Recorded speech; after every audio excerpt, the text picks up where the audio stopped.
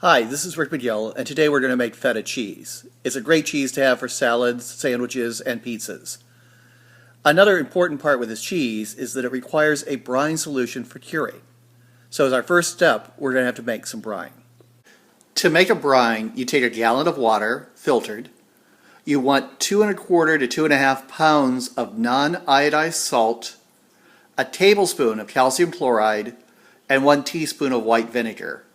You mix it all together and refrigerate it, because when you use the brine should be between 52 to 54 degrees in temperature. And as I said, it's non-iodized salt. You want plain salt with nothing added, because you don't want that to impact the cheese. Now that the brine has started and it's in the refrigerator cooling, I'm now going to take the ingredients to make the feta. And the ingredients are pretty simple. You're going to need a gallon of milk, a half a teaspoon of rennet dissolved in a quarter cup of water, and some buttermilk culture. For my purposes, I use culture C21 from cheesemaking.com. Our first step is to heat our milk to 93 degrees.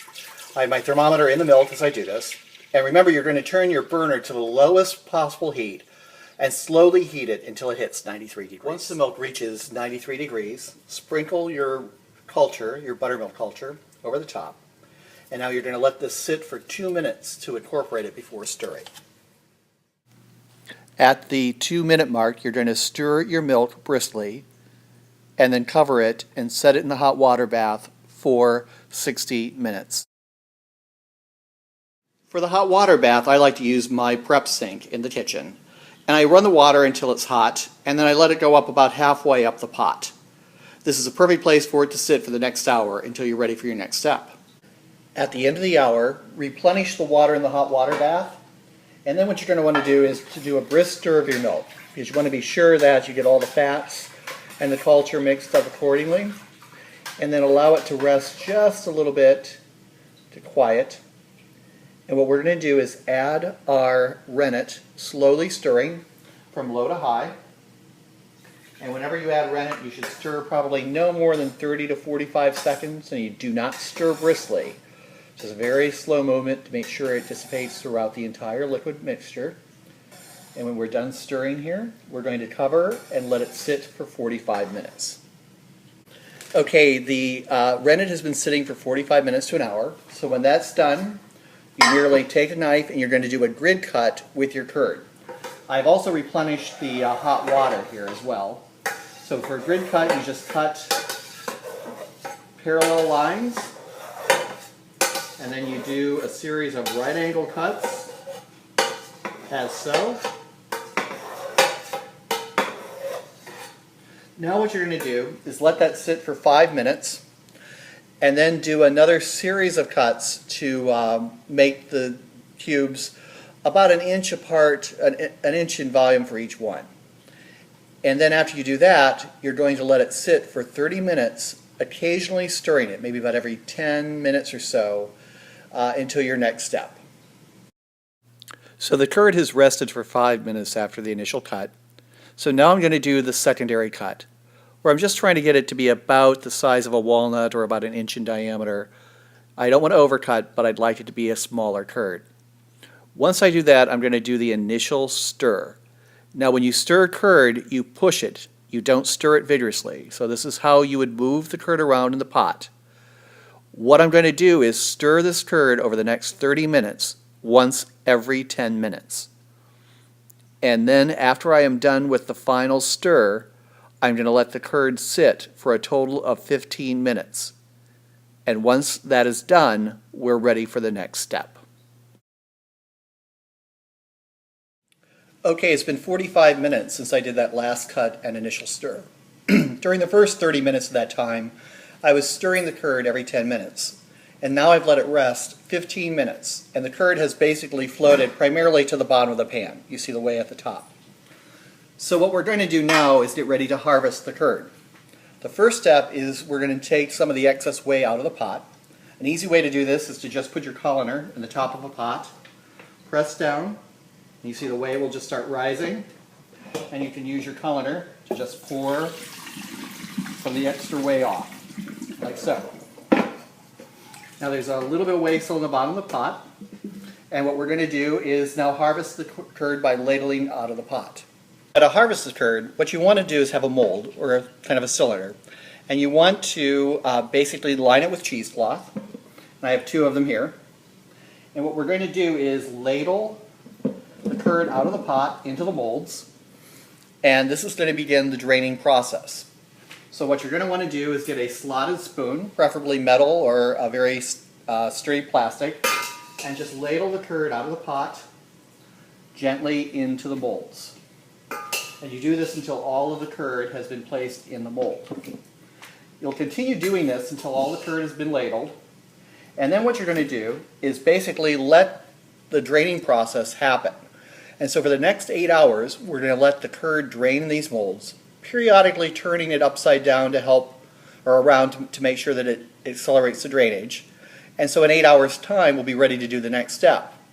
Because it's an 8-hour period, I prefer to do this next step that I'm doing right now right before I go to bed, because then overnight it will drain for the 8 hours and be ready for the next step in the morning. As you can see, I now have everything loaded into the molds and the cheesecloth on top. I do like to use a microwave baking rack on the bottom of the molds, primarily because it helps lift the mold up and allows plenty of room for the whey to exit. This is a great technique to use. Now remember, you're going to let this sit here for 8 hours before your next step. We're back. I know when I last talked, I told you to let the cheese sit for 8 hours, but because I put it in before I go to bed, I overslept a little bit today. This cheese has actually been sitting here for about 10 hours. But the good news is that doesn't matter as much. The primary thing is to let it sit at least 8 hours. And now what you're going to want to do is you're going to just slice the cheese into about half-pound loaves and let it continue to do more draining. So to do that, you merely take it out of your molds as such. You're going to want to take off the cheesecloth, and this is going to be very, very wet still. I don't know if you can tell that by looking on the camera.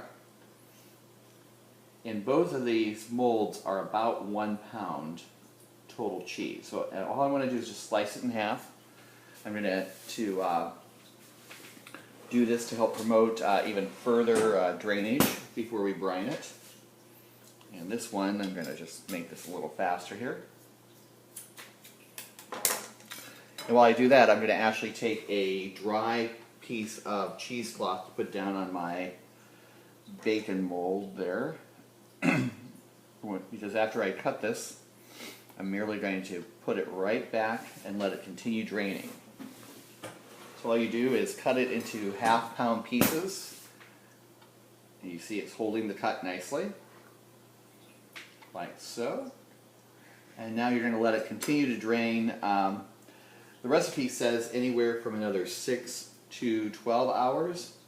I'm going to actually let it drain probably about 8 hours.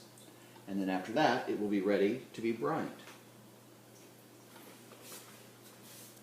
So we just have it set out onto the mold like so, and it will continue to drain for the next few hours. Okay, it's been about 9.5 hours that the cheese has been draining, and it looks like it's ready to brine. Now what I'm going to do is put it in the brine solution, which is in the container in the background. That brine solution was 1 gallon of water with 2.5 pounds of non-iodized salt, a tablespoon of calcium chloride, and a teaspoon of white vinegar.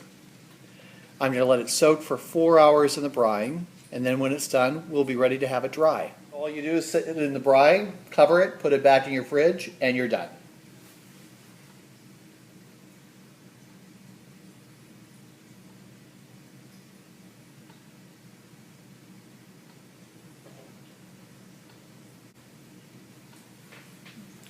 So in 4 hours, it will be done brining, and we will be ready to move to our next step. Okay, it's the end of 4 hours of being in the brine. And now I'm going to remove the cheese out of the brine and just very slightly dry it off using a paper towel. Just dab it a little bit. And I'm going to put it on a rack that has been lined with cheesecloth. And the cheese will now need to sit for, I think, about 3 days in the refrigerator. and that's where it will take its final shape and form. You'll keep it in the refrigerator, turn it periodically, and if the cheesecloth gets very damp, just change it out and put some new cheesecloth on it. And then once that is done, it will be ready to be put into the brine that it sits in for keeping long term.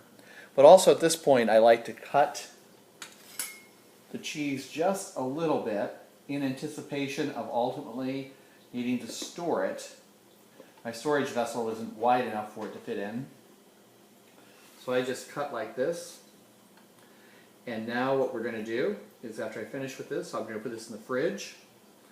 It'll sit for 3 days. I'll turn it periodically. You'll see a hardening rind appear on the cheese. And it will then be ready for the final step. The cheese has now been in the refrigerator for 3 days. And so the last step is to place it into a brining solution for it to store. And what I like to do is take an old mayonnaise jar, something like that, to put my cheese in, and then that makes a convenient way to store it. So all you do is just load your cheese into your storage vessel, and this is going to be where it sits for it, and it can sit in the refrigerator like this once I put the brine in it for up to a year. Fill up the container. You fill it all the way up to the top. After filling the brine to the top, put the top on, and you can now refrigerate for anywhere from 2 weeks to 1 year. You're all set.